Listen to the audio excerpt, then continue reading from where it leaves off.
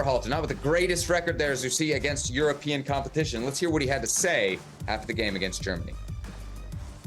Yeah, well, I think the goals, like I mentioned, against the quality opponent like Germany, you have to be able to make plays and stay connected in and around the penalty box. And you see on the 3 goals, it was a loss of connection with the back line. And the midfield, just overall organization on those 3 plays let us down a little bit. But what we did learn was those moments, the speed at which these top teams can play out, the combinations they can play in really tight spaces was important to learn. And then I think also for us to understand that we can also hurt teams like that. And it should give us some bit of confidence. And as we plot towards 2026, this pathway, it's about learning from these moments and understanding that we need to stay in it for every single minute of the game to have a chance. Herc, what do you think? Should U.S. fans take confidence from the Americans' performance against Germany, as the manager suggests? What in that performance gave you confidence? A worldly from Christian Pulisic? Is that it?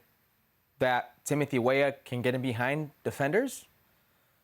That Gio Reyna, in his limited time, he only played 45 minutes, you knew that he would get in between those spaces and could find some opponents? That gives you confidence? What about the rest of the time when they don't have the ball? How about the half chances they're giving up? The lack of defensive principles? The running towards your own goal? The leading players in instead of out to the sideline? The lack of staying on your feet, the recognition of knowing that sometimes you don't have to try to force the ball to play out. Sometimes it can be as easy as, I don't want to just lump it, but I want to give myself an outlet, give myself a breather. What about those moments? Because I saw a game where the U.S. men's national team were fortunate, very fortunate, not to lose 6-7-1. That's a reality. Because apart from the Christian Pulisic goal, there were half chances.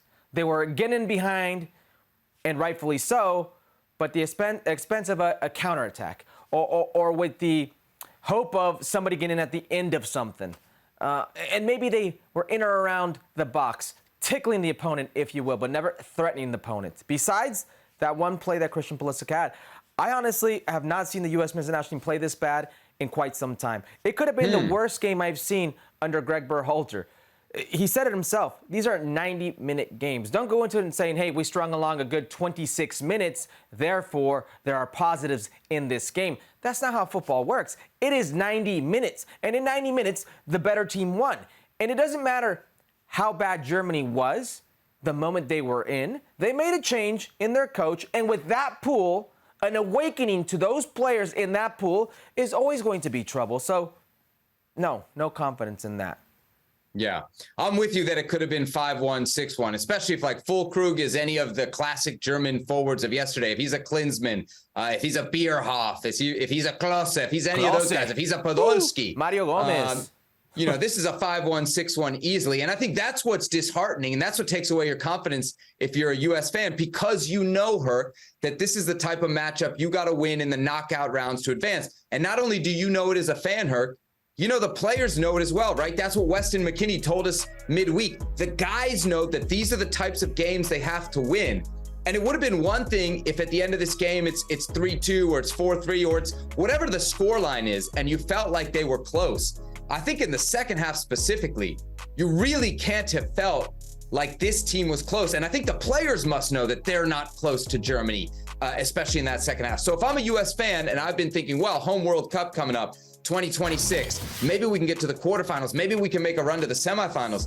This is not the best German team. We talked about that all last week. This is not a Germany you're likely to meet in a semi or a final. This is a Germany you're going to meet in a quarterfinal, a round of 16, in this new World Cup, maybe a round of 32. This is, if you're this far behind this version of Germany, it does not bode well for 2026, sir. And it certainly does not bode well, I don't think, for 2024, which is another big test.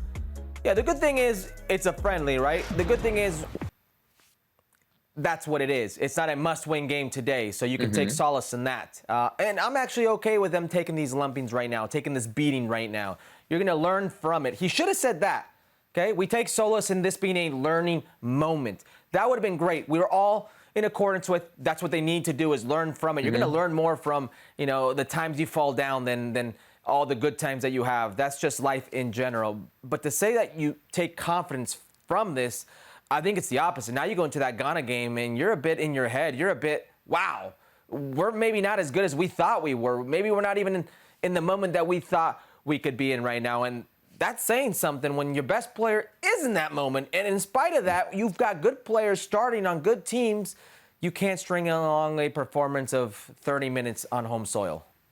I'll hold my hand up in saying that I think I got a little carried away looking at how the U.S. team was coming in and looking at how the German team was coming in and thinking, all right, this U.S. team is really going to potentially give this German team problems. If we're honest, Herc, and we look at the U.S. 11, I don't think there's a player in that U.S. 11 that gets into the German 11. You could make a case for Christian Pulisic, but you'd have to make a really good argument, and still then I don't think he gets into the German 11. So I expected there to be a gap. I just didn't expect the gap to be so pronounced. And that's where I think coaching comes in. That's where I think you can point to what the coach is asking this group of players to do. And you mentioned it there a little bit, but it's this playing out of the back that seems to be a risk that right now against opposition like Germany, and again, not the best Germany, is a risk that's not worth taking, not the way this U.S. team is doing it right now. Okay.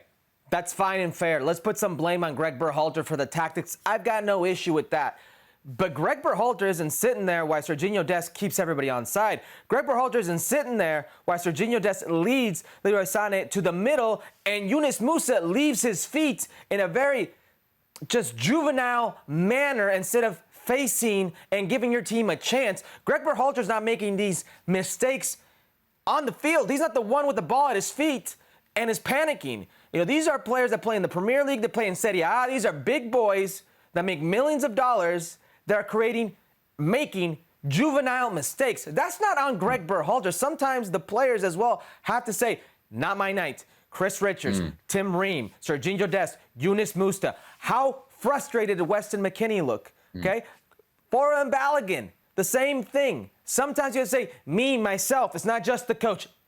Coach is a big reason, yes, and that is why you see a pool like Germany do better with a coach like Julian Nagelsmann, yes. But sometimes it's the players as well. A quick word before we move on to the individual performances, just on the goal from Christian Pulisic. Steve Nicol called it world class on ESPN FC. I'm sure you'd agree. Yeah, you see Mbappe score that goal, you don't blink twice. Right? It's the world-class goal. Christian Pulisic, same thing. I mean, the moment he got it onto that right foot from the left-hand side, you knew he was going to make a darting run. I thought he was looking for Timothy Weah or somebody else, maybe somebody else darting through for a through ball. And the moment he has Rudiger and Hummels facing him, I knew it was over, and Ter Stegen could only see it go into that corner.